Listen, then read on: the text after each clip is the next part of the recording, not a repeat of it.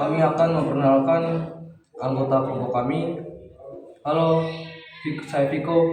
Halo, saya Jarimus. Halo, saya Freddy.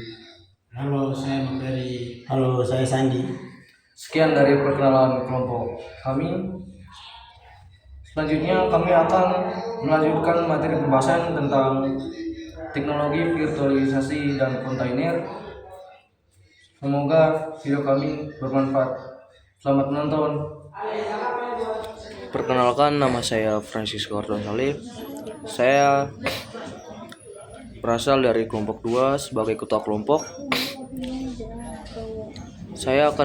Kami akan menjelaskan hasil diskusi kelompok kami. Oke, mulai dari saya akan menjelaskan pengertian dan fungsi virtualisasi dan kontainer. Virtualisasi adalah proses menciptakan versi virtual dari perangkat keras seperti server, sistem operasi, perangkat penyimpanan atau jaringan dengan menggunakan perangkat lunak khusus yang disebut hypervisor.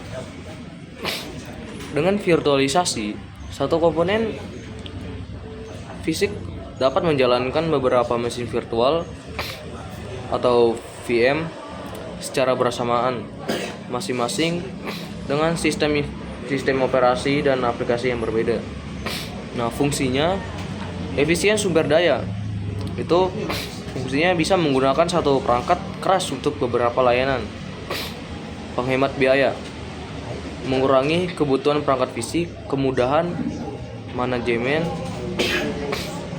itu mempermudah development atau backup dan pengelolaan sistem. Isolasi sistem, itu fungsinya gangguan pada satu VM tidak memengaruhi VM lain. Oke, saya akan menjelaskan yang kedua dari kontainerisasi.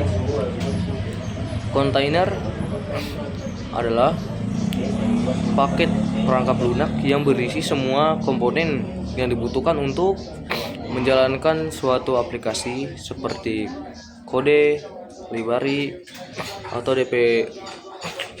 dependensi dan konfigurasi, sehingga aplikasi itu dapat menjalankan secara konsisten di berbagai lingkungan.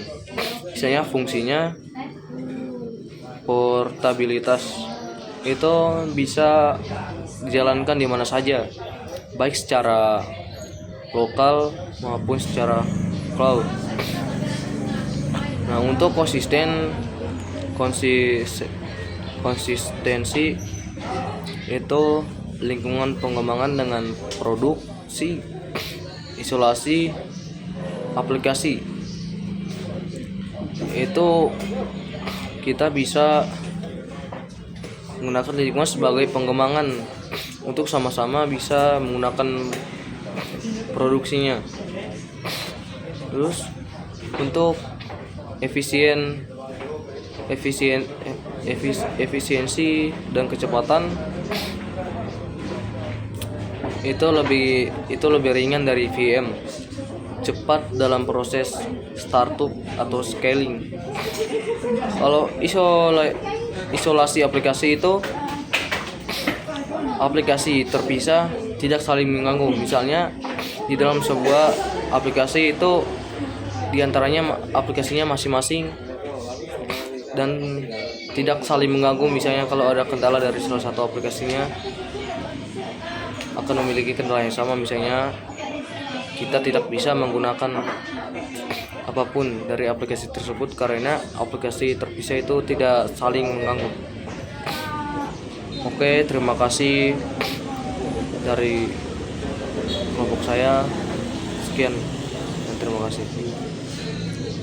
Pas-pas ya. Udah tidak apa-apa. Shalom, selamat malam untuk kita semua. Saya dari kelompok 2. Saya ingin menjelaskan tentang cara kerja virtualisasi.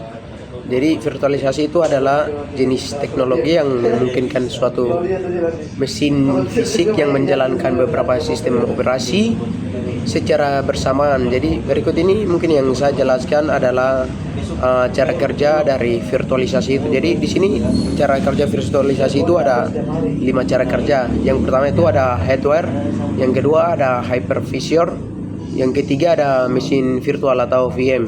Terus yang keempat ada lokasi sumber daya, yang kelima ada manajemen sumber daya. Jadi di sini saya akan membahas satu persatu dari cara kerja dari virtualisasi ini. Jadi yang pertama yang saya akan bahas di sini adalah hardware. Jadi hardware itu adalah mesin fisik yang menjalankan virtualisasi perangkat keras seperti CPU, memori perangkat keras yang menyimpan data-data. Dan yang kedua di sini ada hypervisor.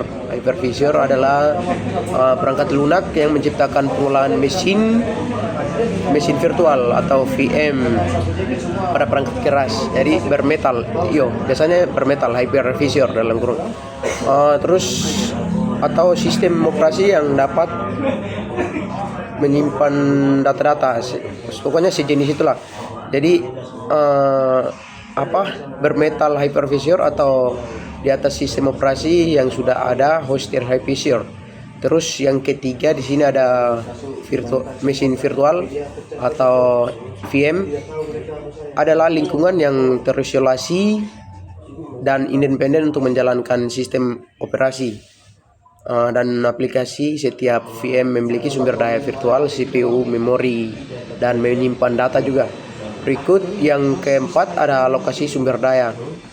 Alokasi sumber daya ini adalah hypervisor yang mengalokasikan sumber daya fisik setiap VM sehingga setiap VM dapat berjalan sesuai independen dan tidak mengganggu VM lainnya. Berikut yang kelima ada manajemen sumber daya hypervisor. Manajemen sumber daya hypervisor ini adalah mengelola data sumber daya yang digunakan oleh VM sehingga sumber daya dapat digunakan secara efisien atau secara baik. Berikut dengan virtualisasi ini kita dapat menjalankan beberapa sistem operasi secara kebersamaan.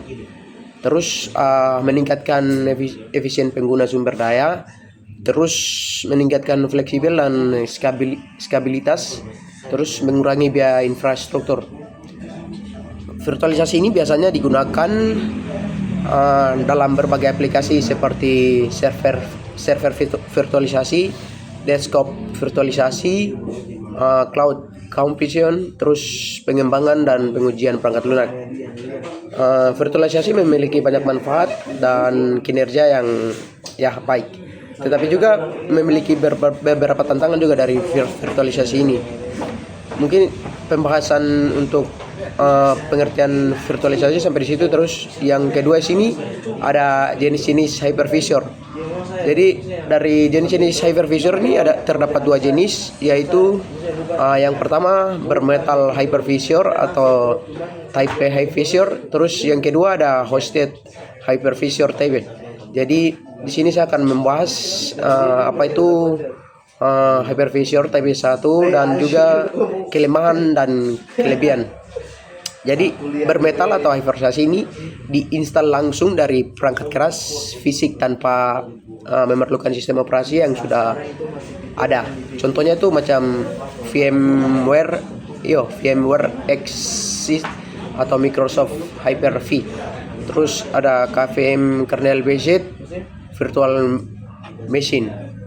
Terus di sini dia punya kelebihan tuh kinerja yang lebih baik karena tidak ada lapisan sistem operasi tambahan. Terus ada lebih aman karena tidak tergantung pada sistem operasi yang host. Terus kalau kekurangannya tuh mungkin dia memerlukan perangkat keras yang kompatibel. Terus biaya lisensi yang tinggi. Mungkin itu dia punya kekurangan atau kelemahan yang terdapat dari bermetal hypervisor type 1. Jadi itu dia punya kekurangan. Terus di sini yang kedua itu ada hosted hypervisor type 2 atau 2. Jadi hosted hypervisor diinstal langsung dari sistem operasi kerangkat sama seperti yang type 1, berjalan sebagai aplikasi yang sistem operasi yang host. Contohnya itu macam seperti yang tadi satu yang type 1, VMware Workstation, terus virtualization box, Parallels desktop, Jadi Type 2 Hypervisor Type ini dia punya kelebihan dan juga kekurangan. Jadi mungkin dia punya kelebihan tuh lebih mudah diinstal dan dikonfigurasi biaya lisensi dan rendah atau gratis. Jadi biasanya pengguna lebih suka menggunakan ya konfigurasi lisensi seperti ini. Terus dapat berjalan di berbagai platform. Jadi dia aman untuk digunakan bagi pengguna siapa saja. Itu mungkin yang kelebihannya. Terus di sini ada kekurangannya juga.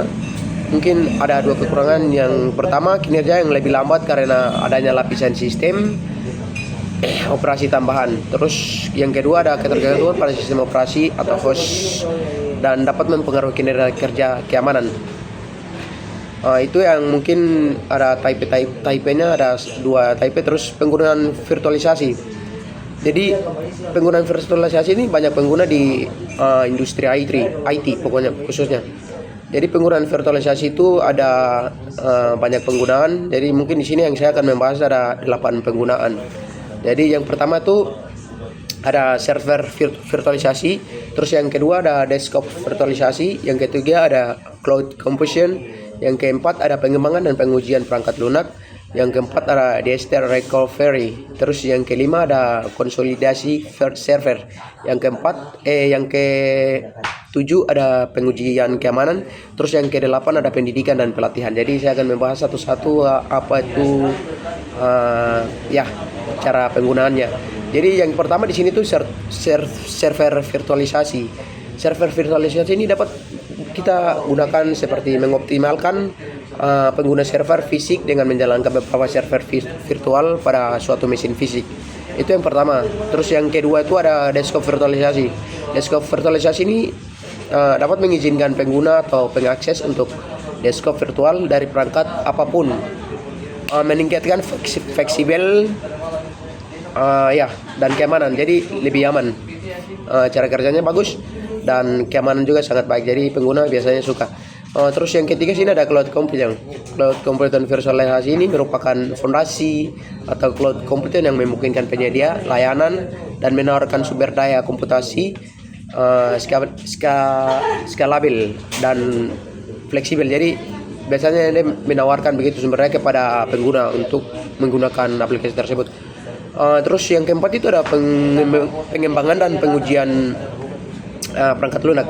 Jadi pengembangan dan pengujian perangkat lunak virtualisasi mungkin pengembangan membuat lingkungan pengembangan dan menguji terisolasi fleksibel. Jadi ini bagus juga.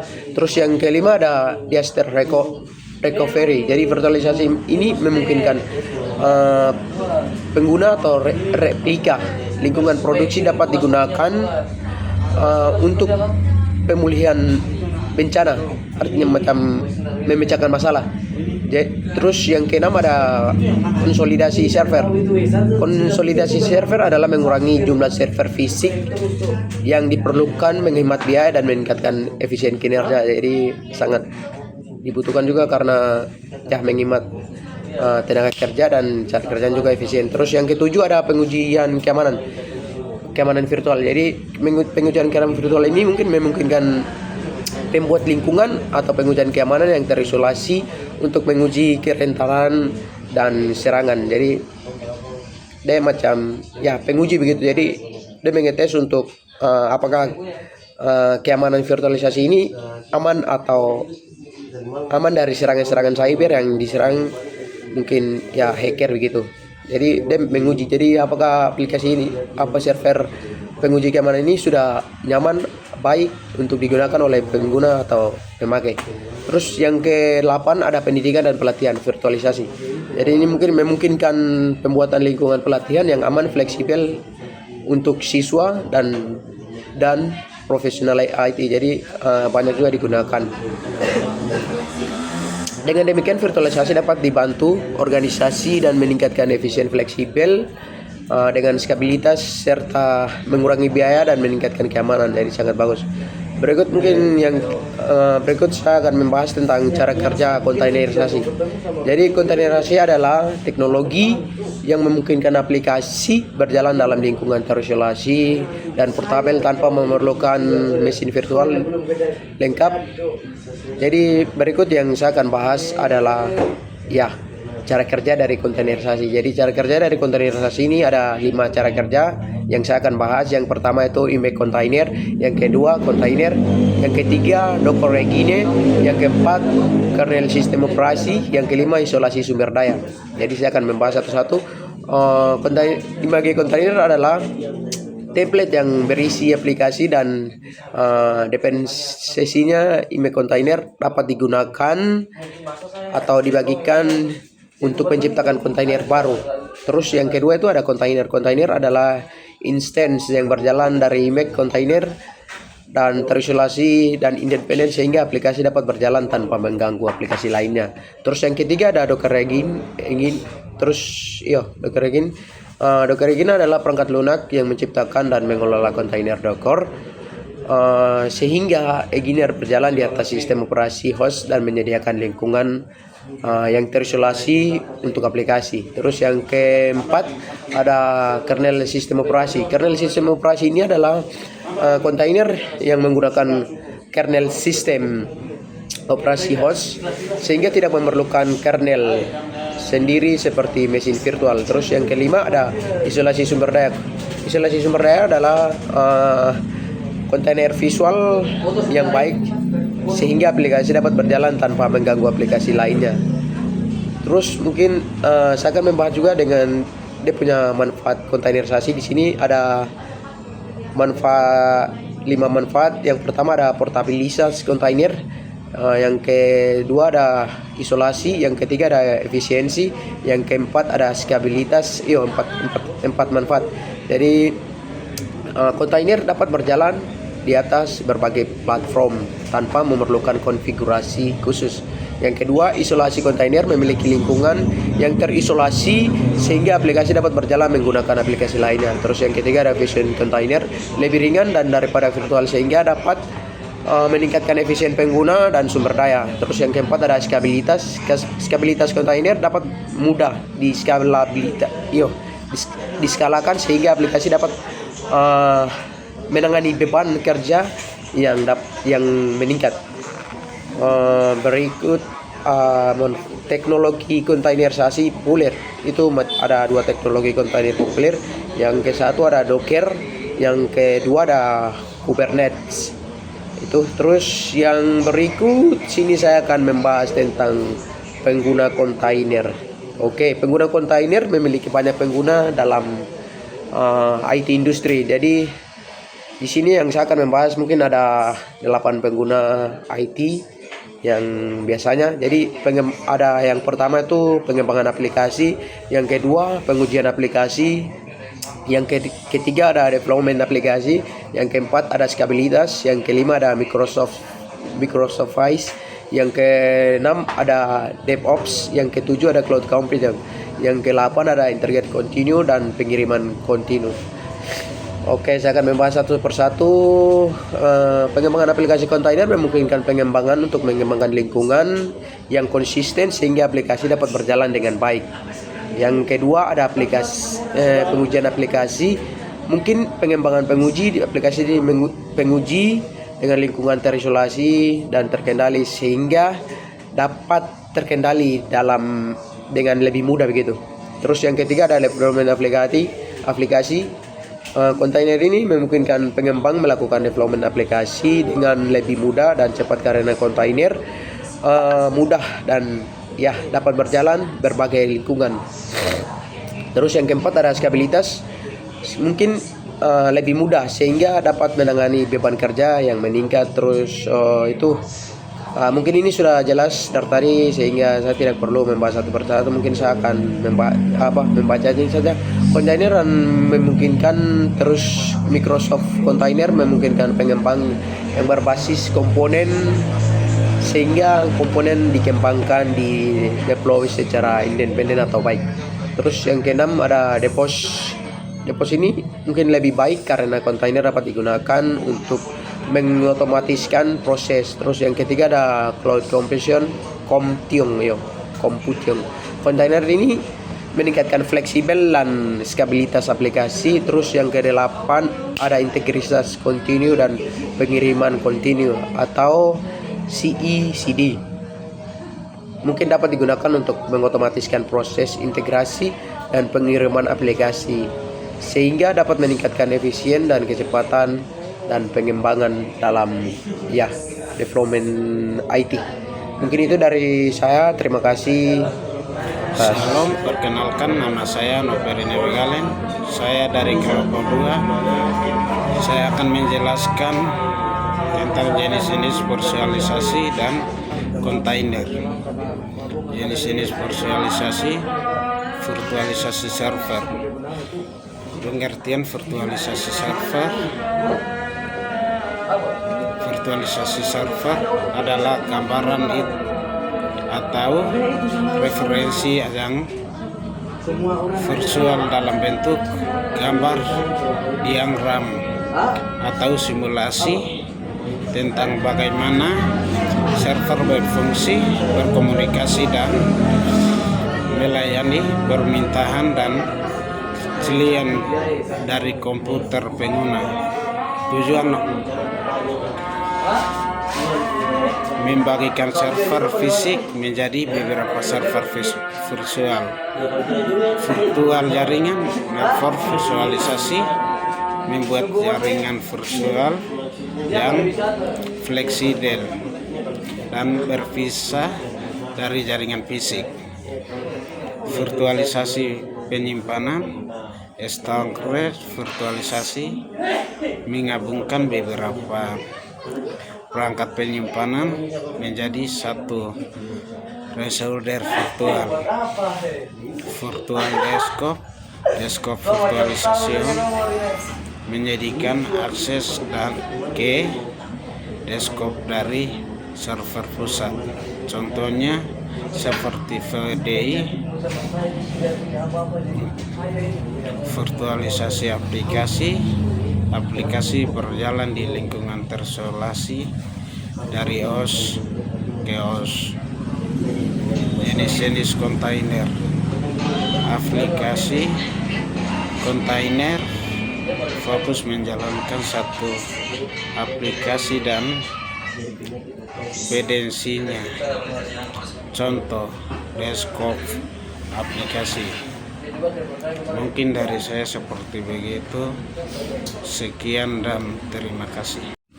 Baik, perkenalkan, nama saya Freddy Yogi. Kami dari kelompok 2 untuk menjelaskan tentang software virtualisasi.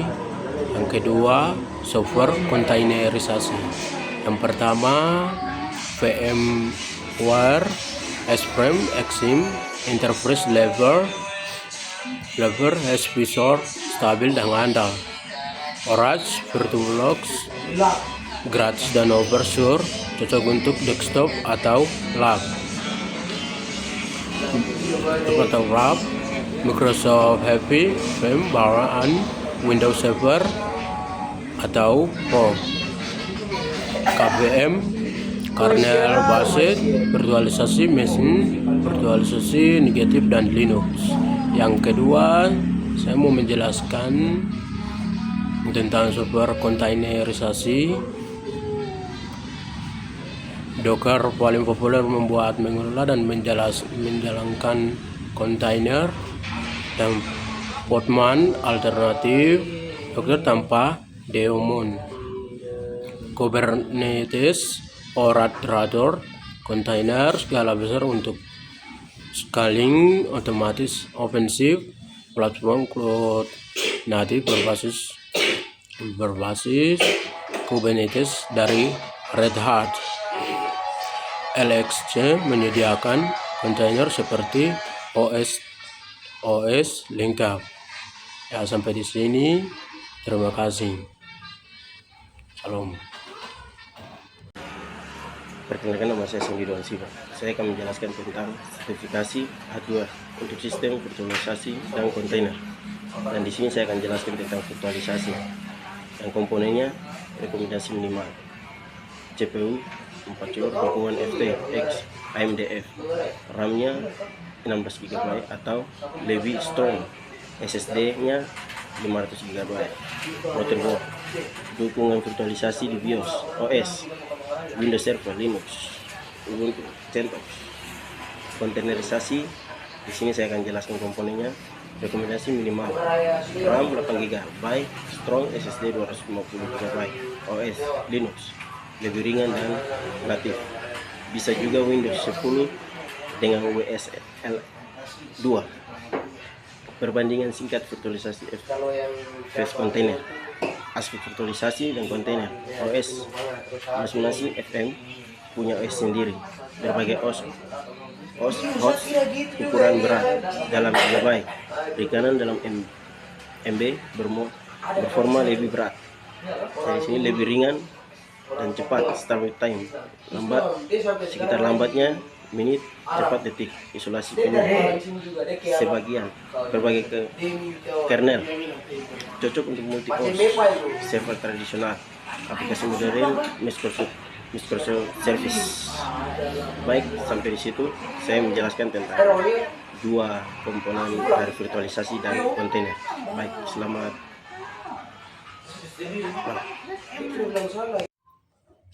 Oke, terima kasih. Sekian dari kami. Itulah pembahasan tentang teknologi virtualisasi dan kontainer. Semoga apa yang kami sudah bahas bisa bermanfaat bagi kami semua dan juga orang lain yang membutuhkannya. Sekian, terima kasih dari kelompok kami. Selamat menonton.